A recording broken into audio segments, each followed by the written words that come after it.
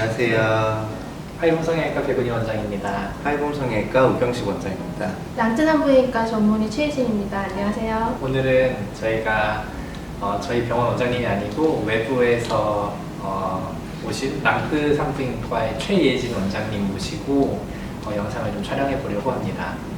두 분이 원래 아시는 사이시죠? 맞아요. 저희가 같은 병원 이제 트레이닝이어가지고 근데 사실은 병원에 있을 때는 이제 산부인과 성형외과가 뭐 마주칠 일이 많이 없다 보니까 그때는 막 자주 만나지는 못했는데 나중에 나오고 나서 이제 취미 활동 같은 거 하면서 더 가까워지.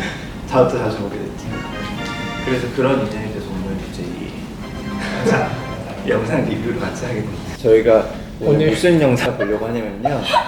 사실 이제 많이 이제 언급도 많이 됐고 사실은 이런 리액션 영상도 많기는 한데 저희도 한번 해보려고요. 네. 그래서 최근에 뭐 그 슬기로운 의사생활 그 시즌 2가 방영이 시작을 됐는데 굉장히 이슈도 많이 되고 맞아요. 그래서 저희도 좀 즐겨보고 있고 그런 내용들이어서 저희가 좀 영상을 보면서 예전에 저희가 대학병원 있을 때나 아니면 저희가 겪었던 어떤 경험담 혹은 뭐 그런 것들에 대해서 이야기를 좀 해보려고 합니다. 네. 사실 또 저희가 둘 다 미혼이다 보니까 특히 처음에 이제 나오는 에피소드가 다 이제 산부인과 상과 쪽 에피소드다 보니까 정말 전 잘 거의 몰라요. 사실은 뭐 의사지만 약간 일반인 맞아요. 수준이잖아요. 그래서 이런 거에 대한 얘기를 좀 더 들어보려고 오늘 이제 랑트 산부인과 최혜진 원장님 모시고 같이 영상 보면서 이제 뭐 거의 일반인들이니까 이 영상 재밌게 보셨어요? 그냥 빨리 봐. 보면 알겠죠?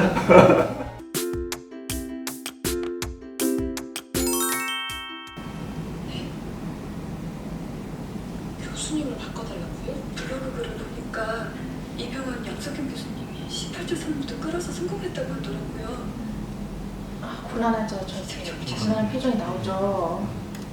실제로 전공의 할 때 이런 요청 받아보신 적 있어요? 대학병원에 계실 때? 대학병원에 있을 때 종종 있기는 해요. 근데 저게 참 어려운 게 그냥 교수님을 바꾸는 게 차트만을 넘기는 것도 있지만 본인이 하시던 매니지먼트들이 굉장히 달라질 수가 있고 또 한 가지는 산모니까 이제 여태까지 봐왔던 전문적인 그런 행동들, 의료적인 행위들이 책임이 또다시 전가가 되는 거기 때문에 교수님들, 그러니까 의사 입장에서는 굉장히 부담이 될 수가 있어요. 만약에 레지던트가 그런 얘기를 하게 되면 어쨌든 교수님께 부탁을 드리는 상황이 돼서 아마 저쪽에서는 저런 곤란한 표정을 지었을 것 같고, 근데 산모들은 어떻게라도 뭐 하나라도 희망을 잡고 싶기 때문에 특히나 요즘에는 블로그 같은 거 많이 보니까 저렇게 요청하는 것도 참 이해는 되죠. 있었나요? 성형외과도 그런 경우가? 성형외과는 근데 근데 성형외과는 왜냐면 특히 대학병원 같은 경우는 사실은 이제 트라우마가 많잖아요. 그러니까 뭐 막 사고가 나서 트라우마가 되지 않는데 그 와중에 뭐 내가 찾아보니까 뭐 어떤 교수님이 더 기전문이다. 제가 거전문이다. 맞아요. 이렇게 해서 그렇게는 잘 안 하니까 사실 그런 경우는 없었고 잘 없는 것 같아요. 그냥 뭐 이제 보통 대학병원 트라우마 재건, 화상 뭐 이런 게 제일 그리고 보통은 입원하실 때 그냥 뭐 교수님 외래 와서 입원하는 경우는 당연히 담당 교수님 되는 거고 응급실 통해서 입원을 하시게 되면 전공의들 판단하에 어떤 교수님 담당으로 가는 게 제일 나을지 사실은 판단하고서는 환자분들을 이렇게 어레인지 하는 거기 때문에 보통은 그런 부분에 있어서 큰 문제는 없었던 거죠. 사실 구만병원 바꾸는 것도 비슷한 의미거든요. 한 20주 정도까지는 가까운 병원에서 편하게 산전검사도 하시고 뭐 1차, 2차 기형아 검사까지 하시는데 20주를 가서 정밀 검사를 한 이후에는 이제 저희도 가능하면 보시던 원장님 보시라, 보시던 선생님 보시라라고 하는 게 어쨌건 의료행위를 하다 보면 놓칠 수 있는 부분도 있고 뭔가 불가항력적인 것들에 대해서 대처를 해야 되기 때문에 아무래도 한 선생님한테 믿고 가는 게 굉장히 중요하기는 하죠. 그래서 환자와 의사의 라포가 중요하다고 해요. 의사는 잘 싸웠다고 생각했는데 이제 뭔가 환자가 이게 블로그나 이것 때문에 맞아요. 바꾼다고 하면 되게 좀 마음이 섭섭하기도 하고 허탈할 것 같긴 해. 근데 이해도 가고 사실 힘든 제 교수님 마음대로 하시래요. 상관없으시대요.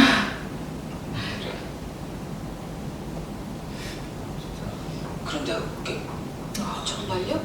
산모분 지금 어디 계셔? MFICU요. 외래과 내가 가서 볼게. 네, 알겠습니다. 정말요? 놀라잖아요. 등산분이 괜찮아죠. 네.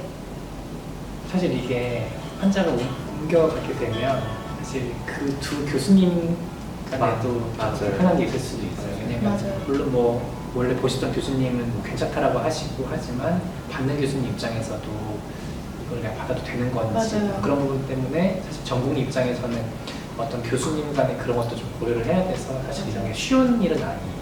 특히나 의료가 이게 수학처럼 답이 있는 게 아니잖아요. 맞아요. 그래서 1번안이 될 수도 있고 2번안이 될 수도 있고 논문도 여러 가지 의견이 다를 수가 있는데 거기에 대해서 견해가 부딪히거나 했을 때도 좀 곤란한 상황이 올 수도 있고 맞아요. 굉장히 지금 어려우신 선택을 하신 거예요. 받아주시는 교수님. 네. 근데 사실 전공이 예전 들어보니까 진짜 어려운 것 같아요. 말을 못 꺼내지. 사실 저희 전공일 때 생각하면 뭐 환자분이 이렇게 얘기를 해도 감히 뭐 그 네. 얘기를 전달을 못하죠. 전달을 생각을 잘 못하잖아요. 아니다. 안 됩니다. 이 교수님 잘하신다. 말씀드리고 어. 나서 끝에 죄송합니다. 교수님 죄송하지만 이렇게 어떻게든 환자를 일단 설득해보고 근데 사실 네. 왜냐면 그 전에 뭐 선생님이 특별히 뭐 이제 바꿀 만한 게 아니라 정말 단순히 뭐 블로그라든지 어떤 다른 이유 때문에 바꾸길 원하는 경우라고 하면 더군다나 얘기 전달이 되게 어렵죠. 어렵죠. 그리고 아, 저게 상가적으로 정말 저 17주에 양막 파손이 왔다는 게 굉장히 결정하기 어려운 상황이에요.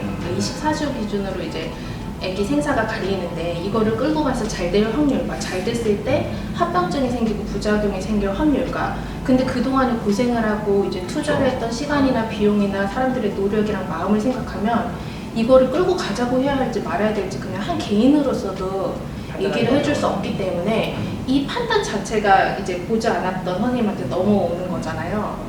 그냥 마냥 어려운 상황이죠, 저게. 네.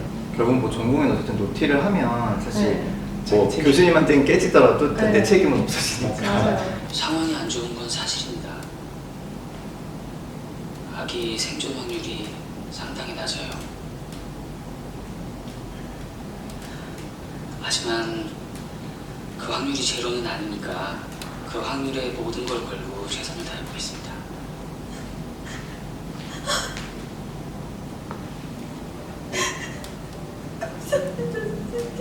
저 환자는 저 한마디 들은 것만 해도 되게 많은 위안을 갖는 거 같아요.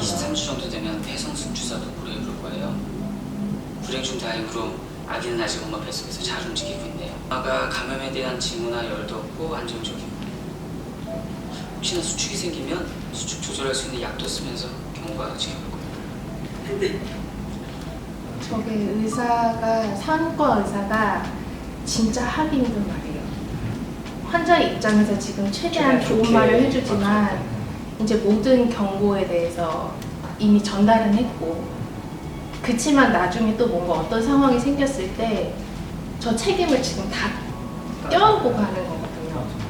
그리고 이게 내가 이런 말을 해주는 게 산모한테 진짜 좋은 얘기인지 아니면은 내가 이런 말을 해서 괜히 산모한테 희망을 갖게 하는지 이거에 대한 옳고 그름의 판단이 설 수가 없어요, 저거는.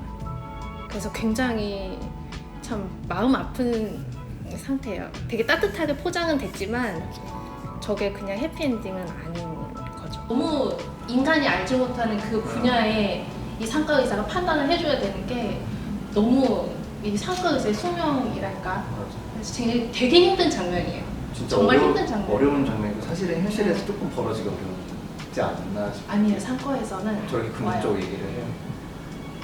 항상 고민을 하죠. 항상 고민을 하죠.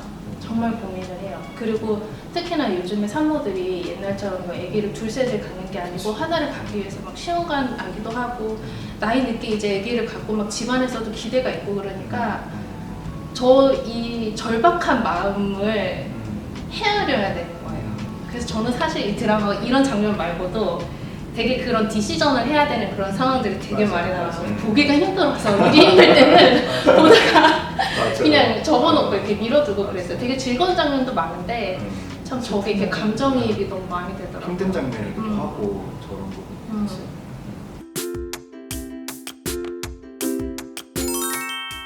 다음번에 어떻게 이화도 또 리뷰하실 생각 있으신가요? 다음에 또 이제 또 차근차근 에피소드 한번 보면서 또 리뷰를 해보죠. 그러면서 또 재밌는 추억 썰이 여행도 하고 또 오늘 오늘 나와주셔서 감사합니다. 초대해 주셔서 감사합니다. 즐거운 시간이었습니다. 네, 앞으로 뭐 스리 생활 계속 함께하는 걸로.